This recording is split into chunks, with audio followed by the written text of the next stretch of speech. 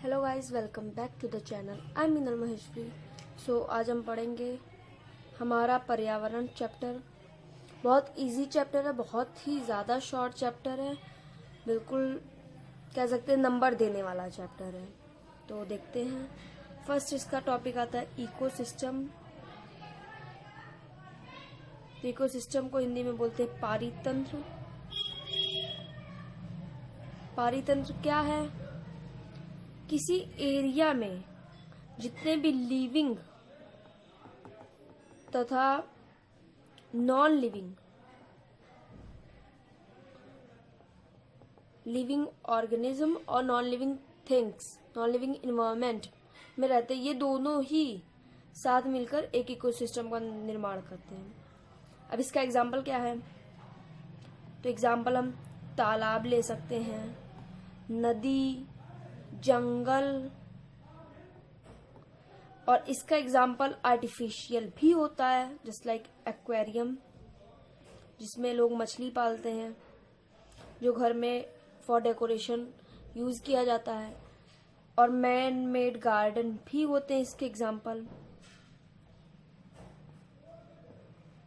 तो ये दो तरीके से होता है इकोसिस्टम। एक होता है नेचुरल इकोसिस्टम, एक होता है artificial ecosystem.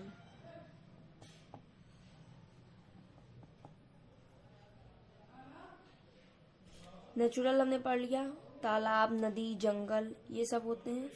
Artificial aquarium example है, मैनमेड गार्डन एग्जाम्पल है, दोनों। अब इसको अगर हम बोले आर्टिफिशियल, तो आर्टिफिशियल को हिंदी में हम क्या लिखेंगे एग्जाम में? तो आर्टिफिशियल का मतलब होता है कृत्रिम,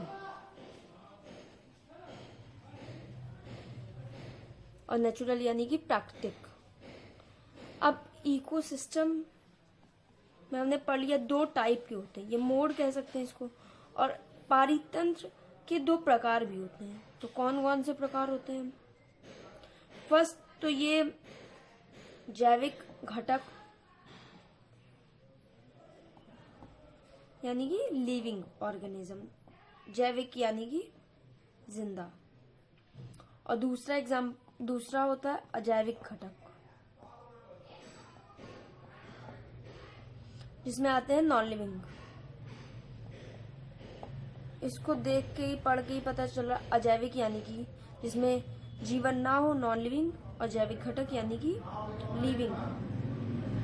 इकोसिस्टम दो प्रकार के होते हैं, ये भी अभी हमने पढ़ लिया। अब ऑर्गेनिज्म के बारे में हमें कुछ पढ़ना, तो वो हम देख लेते हैं। उसे पढ़ने से पहले हम जान लेते हैं इसके एग्जाम्पल क्या होते हैं जैविक घटक के। जस्ट लाइक एक तालाब है, तो तालाब में मछलियां होंगी,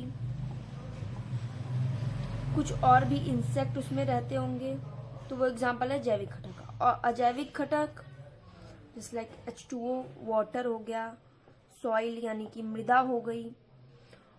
और ये जो जैविक घटक होते हैं, जितने इम्पोर्टेंट ये है पारितंत्र में, उतने इम्पोर्टेंट अजैविक घटक भी हैं। क्यों? क्योंकि जैविक घटक जस्ट लाइक मछली है, तो मछली बिना पानी के नहीं रह सकती है, तो जैविक घटक के सर्वाइवल के लिए अजैविक घटक बहुत इंपॉर्टेंट होते हैं। अब हमारा सेकेंड टॉपिक आता है जीव।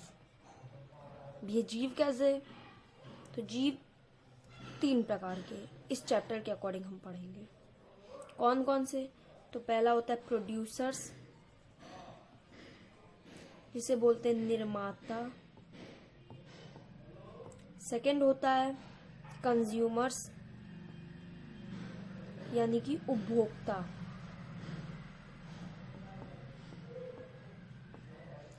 थर्ड होता है डिकम्पोजर्स, इसे बोलते हैं हम हिंदी में अपघटक। तो निर्माता, इससे हमें समझ में आ रहा है कि वे जीव जो निर्माण करें, परंतु किस चीज का निर्माण? तो ऐसे निर्माता उन्हें कहते हैं जो किसी नॉन लिविंग थिंग, जैसे कि H2O से, क्लोरोफिल से अपना फूड बनाते हैं, उन्हें हम निर्माता कहते हैं। प्लांट ही सबसे इम्पॉर्टेंट है इसमें, एग्जाम्पल इसका प्लांट है, क्योंकि प्लांट ही ऐसे हैं जो नॉन लिविंग से अपना फूड बनाते हैं। अब उपभोक्ता को देख लेते हैं। तो उपभोक्ता कौन? जो प्लांट को खाएगा, जो प्लांट से एनर्जी लेगा। तो इसका एग्जाम्पल होता है जस्ट लाइक ह्यूमन हो गए, एनिमल हो गए।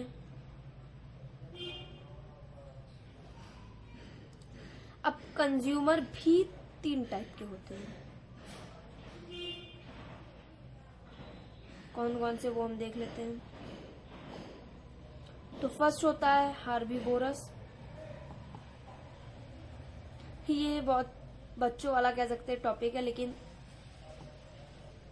उसमें दिया है बुक में तो हमें पढ़ना इम्पोर्टेंट है। Herbivores, carnivorous, omnivorous.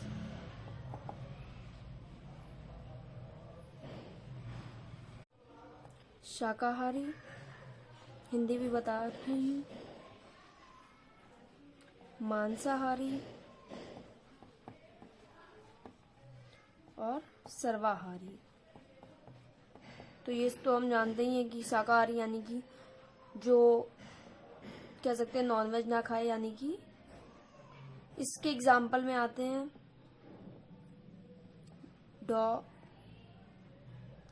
इसके एग्जाम्पल में आएंगे जस्ट लाइक कैमल हो गया, ऊंट, हाथी, ग्रास ऊपर जिसे हिंदी में बोलते हैं टिड्डा। मांसाहारी कौन होते हैं? तो लॉयन, शेर और ईगल। अब इसके एग्जाम्पल सर्वाहारी में सबसे पहले एग्जाम्पल में आता है ह्यूमन, फिर आता है डॉग, कैट, etc। तो ये हमने पढ़ लिया कंज्यूमर, उपभोक्ता। अब डिकम्पोजर्स। डिकम्पोजर्स यानी कि अपघटक। तो इसको समझ में आ रहा है कि अपघटक यानी कि जो तोड़ेगा। अब डिकम्पोजर्स किसे तोड़ते हैं? तो जस्ट लाइक एक कोई बॉडी है, कह सकते हैं डेड बॉडी है, तो उसे कौन डिकम्पोज करेगा?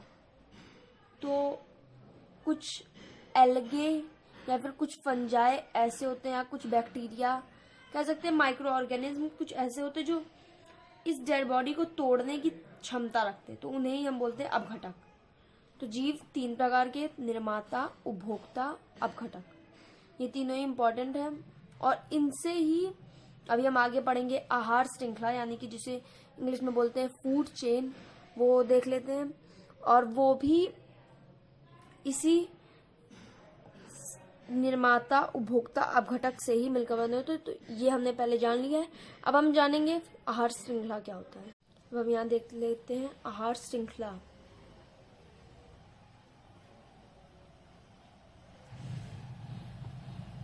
जिसे इंग्लिश में बोलते हैं फूड चेन। तो ये क्या होता है? पोषण तथा ऊर्जा का, या फिर कह सकते हैं ऊर्जा का, एक जीव से दूसरे पोषी स्तर के जीव में जाना आहार श्रृंखला कहलाता है। बहुत कम समझ में आया होगा, ये नॉर्मल सी बात है। एग्जाम्पल ले लेते हैं। तो जैसे कि एक प्लांट है, या फिर कह सकते हैं एक पत्ती है, उसे किसी टिड्डे यानी कि ग्रासहोपर ने खाया। अब इस टिड्डे को किसी फ्रॉग यानी कि मेढक ने खा लिया, और अब इसे किसी ईगल ने खा लिया। तो इससे अलग अलग को पोषी स्तर कहते हैं। इसे बोलेंगे प्रथम यानी फर्स्ट पोषी स्तर, इसे बोलेंगे सेकंड, ऐसे ऐसे थर्ड, ये हो गया फोर्थ। अब ये अगर कंज्यूमर के अकॉर्डिंग देखें, उपभोक्ता के अकॉर्डिंग, तो ये है प्रथम उपभोक्ता, ये है द्वितीय उपभोक्ता और ये है तृतीय उपभोक्ता। लेकिन ये उपभोक्ता के अकॉर्डिंग है, और अगर पोषी स्तर के अकॉर्डिंग देखें तो ये प्रथम, द्वितीय, तृतीय, चतुर्थ। और अब समझ में आ रहा होगा आहार श्रृंखला क्या है। एक पोषी स्तर के जीव से दूसरे पोषी स्तर के जीव में पोषण या ऊर्जा का जाना ही आहार श्रृंखला कहलाता है। अब आहार श्रृंखला को ही थोड़ा सा कॉम्प्लिकेटेड कर दें तो बोलेंगे खाद्य जाल। ये क्या होता है? तो ये एक नॉर्मल सी लाइन थी। अब खाद्य जाल ये होता है कि जब कई आहार श्रृंखला एक में मिला दी जाए, यानी कि मैं बताती हूँ, को एक दूसरे से लिंक कर दिया जाए, जस्ट लाइक प्लांट, और अभी हमने जो एग्जांपल देखा है ग्रास होपर, फिर फ्रॉग, फिर ईगल। अब जरूरी नहीं है फ्रॉग को ईगल ही खाए, फ्रॉग को कोई स्नेक यानी कि सांप भी खा सकता है। तो और ग्रास होपर को भी कोई और खा सकता है, या प्लांट डायरेक्ट इंसेक्ट खा सकता है, कोई जरूरी नहीं है ग्रास होपर ही खाए। तो ये सब जब एक साथ लिंक हो जाते हैं, जुड़ जाते हैं, तो बनता है खाद्य जाल का निर्माण होता है। अब आगे देख लेते हैं कुछ और टॉपिक जो बचे हैं। अब हम पढ़ लेते हैं 10% लॉ। ये यूपी बोर्ड में ज्यादा इसे वैल्यू नहीं दी जाती है, पर ये इम्पोर्टेंट है काफी, तो हम देख लेते हैं और एग्जाम में भी पूछ सकते हैं इसे। तो 10% लॉ क्या है? तो कोई जस्ट लाइक प्लांट है, अगर मैं एग्जांपल नहीं दूंगी तो ये बिल्कुल नहीं समझ में आएगा, इसलिए पहले मैं एग्जांपल बता रही हूँ। इसे किसी डियर यानी कि हिरण ने खाया और हिरण को खा गया शेर। मैं इंग्लिश में लिख रही हूँ, बोर्ड हिंदी में नहीं हूँ। और ये प्लांट कहाँ से अपना फूड बनाएगा? तो सूरज से बनाएगा। सूरज का 10% इसे मिली ऊर्जा, यानी कि इसे 100 जूल ऊर्जा माना कि मिल गई। अब ये प्लांट को जब डियर खाएगा, हिरण खाएगा, तो इसकी 10% ही ऊर्जा इसको मिलेगी, यानी कि इसको कितनी मिलेगी? 10 जूल। हिरण को शेर खाएगा तो उसको भी इसकी 10% ही मिलेगी, तो यहाँ पे हो जाएगा 1 जूल। इसीलिए हमेशा मैक्सिमम 3 से 4 उपभोक्ता ही होते हैं, या पोषी स्तर भी 3 से 4 होते हैं, क्योंकि अभी 100 जूल था, अब 10 जूल, अब 1 जूल। अब इसके बाद अगर कोई खाने वाला होता तो उसको तो पॉइंट में मिलता, और उसके बाद तो बिल्कुल सस्टेनेबल ही नहीं होता। तो इसे ही बोलते हैं 10% लो। इसका 10% इन्हें मिलेगा, इसका 10% इसे मिलेगा। तो इसका अब हम डेफिनेशन में बोल देती हूँ, केवल 10% ऊर्जा का एक जीव से दूसरे जीव में जाना ही या स्थानांतरण ही 10% लॉ कहलाता है। अब एक दो कह सकते हैं बहुत इजी से टॉपिक बचे हैं। पहले हम 2 सबसे छोटे टॉपिक को इस चैप्टर के देख लेते हैं। तो उसे बोलते हैं बायो अक्यूमुलेशन, जिसे बोलते हैं हिंदी में जैव संचय। और एक दूसरा टॉपिक है बायो मैग्निफिकेशन। दोनों को हम कंपैरिजन करके समझेंगे। जैविक आवर्धन जिसे हम बोलते हैं, इसका कहीं कहीं कोई यूपी बोर्ड की गाइड में इसको दिया होता है, पर इसको नहीं दिया गया, मैंने जहां तक अभी देखा है, पर हम इसको भी समझेंगे। तो एग्जाम्पल है, कोई प्लांट में पेस्टिसाइड यानी कि कोई रसायन डाला गया है प्लांट में। अब उसको डायरेक्ट अगर ह्यूमन कंज्यूम कर लेता है, अगर इसका उपभोक्ता डायरेक्ट ह्यूमन है, तो ये पूरा का पूरा ह्यूमन में ही चला जाएगा, ये जो इसका रसायन है। और ये रसायन धीरे धीरे धीरे धीरे पूरे ह्यूमन में, पहले एक बार खाएंगे थोड़ा होगा, फिर दूसरी बार, फिर तीसरी, ऐसे ऐसे धीरे धीरे ह्यूमन में इसका लेवल बढ़ता जाएगा। तो इसे बोलते हैं जैव संचय। अब जैविक आवर्धन क्या है? तो ये अलग अलग पोषी स्तर में होता है। जैसे कि हम देख लेते हैं, एक पेड़ था जिसे पहले कह सकते हैं हिरण ले लेते हैं, हिरण ने खाया, फिर उसके बाद शेर ने खाया। तो पेड़ में हमने डाला था क्या? पेस्टिसाइड, कह सकते हैं ये एक रसायन है, वरना समझ नहीं आएगा। तो ये रसायन पहले हिरण में गया, फिर हिरण से ये शेर में गया, तो इसमें अस्तर कम था इस रसायन का, और जब शेर में जाएगा तो इसमें और ज्यादा अस्तर बढ़ जाएगा। तो ये अलग अलग पोषी स्तर में अलग अलग मात्रा में जो जाता है उसे बोलते हैं जैविक आवर्धन। कह सकते हैं ये डायरेक्टली एक पोषी स्तर में जाता है, ये अलग अलग। अब हम ओजोन के डिप्लेशन के बारे में पढ़ लेते हैं, वो सेकंड लास्ट टॉपिक है, तो उसे देख लेते हैं पहले। ओजोन का क्षरण। अब ओजोन क्या है? तो ये है हमारी पृथ्वी, अर्थ। इसको एक ऐसे कुछ कवर किया गया है, किससे? ओजोन से, जिसका फॉर्मूला है O3। जब O2 प्लस एक O सिंगल मॉलिक्यूल मिलता है तो O3 का निर्माण होता है। ये O3 हमारी पृथ्वी की किससे सुरक्षा करता है? तो यहाँ सन से जो यूवी रेज आती हैं उनसे और कुछ रेज से भी हमारी सुरक्षा करता है ये O3। अब ये O3 का क्षरण हो रहा है, कैसे होगा? तो नॉर्मल फ्रिज में जो एक गैस भरी जाती है जिसे हम बोलते हैं CFC, क्लोरोफ्लोरोकार्बन, इसका लॉन्ग फॉर्म है क्लोरोफ्लोरोकार्बन। ये केमिस्ट्री में भी पढ़ा गया होगा। ये गैस इस ओजोन को धीरे धीरे इस ओजोन का क्षरण कर देती है, यानी कि पहले कुछ ऐसे था, फिर ये CFC का लेवल जैसे जैसे बढ़ता जाता है ये धीरे धीरे एक एक छेद करती जाती है, और ये यूवी रेज जहाँ पहले ऐसे लौट जाती थी अब वो धीरे धीरे पृथ्वी पर आने लगी है। और ये यूवी रेज से इंसानों में कैंसर, कैटरेक्ट यानी कि मोतियाबिंद की भी प्रॉब्लम होती है। तो इसको इसीलिए हमारे सिलेबस में डाला गया है ताकि हमें पता चले कि ओजोन का क्षरण जो है वो हमारे लिए काफी नुकसानदायक है, और इससे अगर हमें बचना है तो क्लोरोफ्लोरोकार्बन का यूज कम करना होगा। तो यही था ओजोन का क्षरण, इतना सा टॉपिक था। इससे कुछ एक दो क्वेश्चन भी आ जाते हैं एग्जाम्पल में। और अब लास्ट टॉपिक हम देख लेते हैं अपने इस चैप्टर का। लास्ट टॉपिक कचरा प्रबंधन,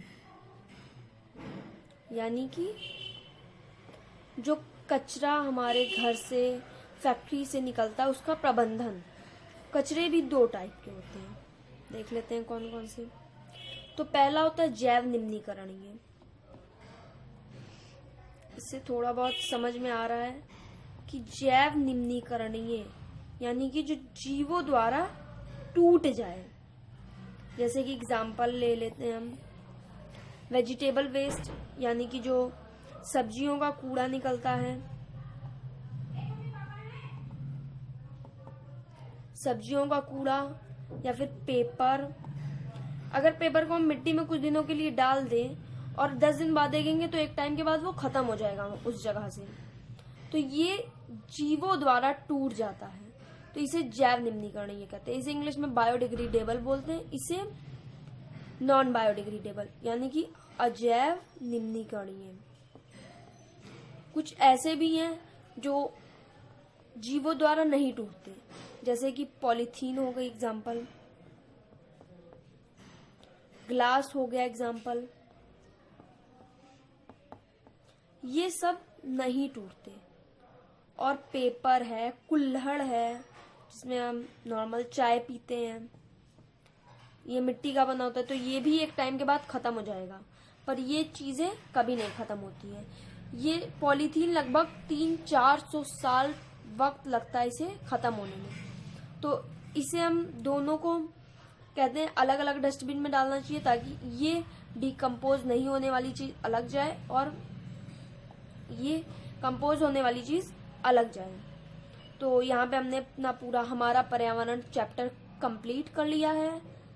तो मिलते हैं नेक्स्ट वीडियो में, तब तक के लिए बाय बाय। और अगर अच्छी लगी वीडियो तो please like, share and subscribe for more